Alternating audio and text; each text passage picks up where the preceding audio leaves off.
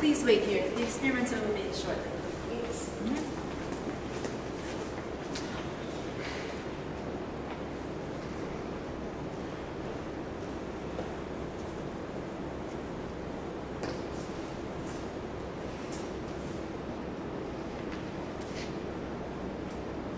The secretary's phone then begins to ring. After 5 or 6 rings, the Confederate picks it up. The Confederate picks up the secretary's cell phone and receives a set of instructions. He must now act in one of 2 ways as to manipulate the liking variable. He will either be 1, pleasant, reasonable, and friendly, or 2, unpleasant and nasty. Both the secretary and the Confederate did not know which condition would be used until the phone call, and the subject believes the call is for the secretary.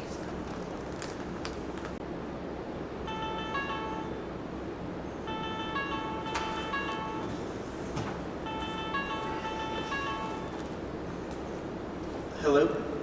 The lady, I don't like her. No, I have no idea. No, I don't want to leave her a message. Why don't you guys just call back later?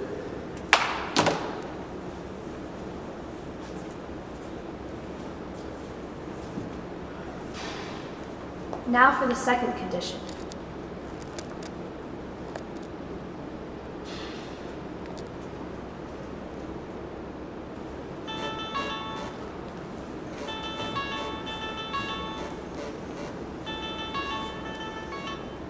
Hello?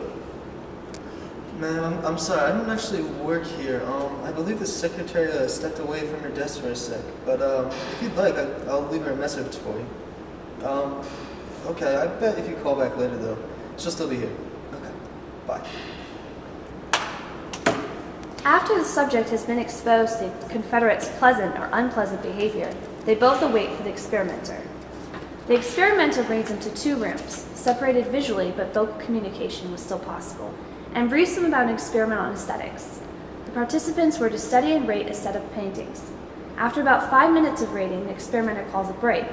The Confederate leaves his room and draws a card which informs him of his behavior in one of 3 ways, manipulating the favor variable.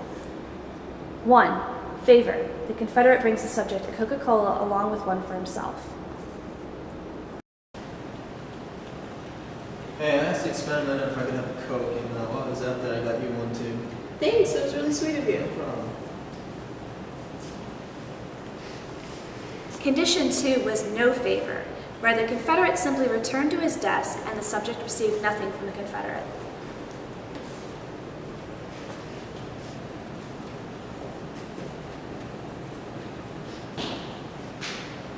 To ensure compliance would not be based on a good mood from receiving a Coke or model generosity, a final 3rd condition was used.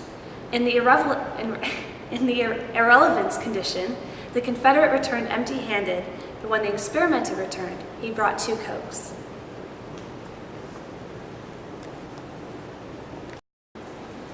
Hi guys, we're trying to keep things a little pleasant in this experiment, so I brought you each a Coke. Thanks. Thanks. Here you go. We start our second portion in a moment. After about 5 minutes, the experimenter called another break, but in this one, the 2 participants will not be allowed to talk to each other in order not to change their ratings. The Confederate then asked something to the experimenter. If we can't talk, is it okay if I give her a no? Sure, just don't talk at all, please. Now the dependent variable of compliance is measured. The Confederate in all conditions writes the same thing. Would you do me a favor? I'm selling raffle tickets for my high school back home to build a new gym. The tickets cost 25 cents each, and the prize is a new Corvette. The thing is, if I sell the most tickets, I get $50, and I can use it. If you would buy any, would you just write the number on this note and give it back to me right away so I can make out the tickets? Any would help, the more the better. Thanks. The Confederate then drops off the note on the subject's desk and returns. Five minutes later, the experimenter returns. He hands them a self-report inventory, which, along with art-related questions, sought to evaluate the subject's liking for the Confederate. The question, "How do you feel about the other subject?" was included, with the opportunity to draw a line on the scale which ran from extremely negative to extremely positive.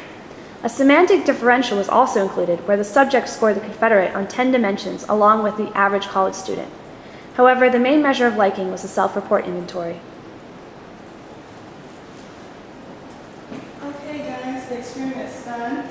Sir, you may leave. And ma'am, if you would permit me to ask a few questions about the experiment? Sure.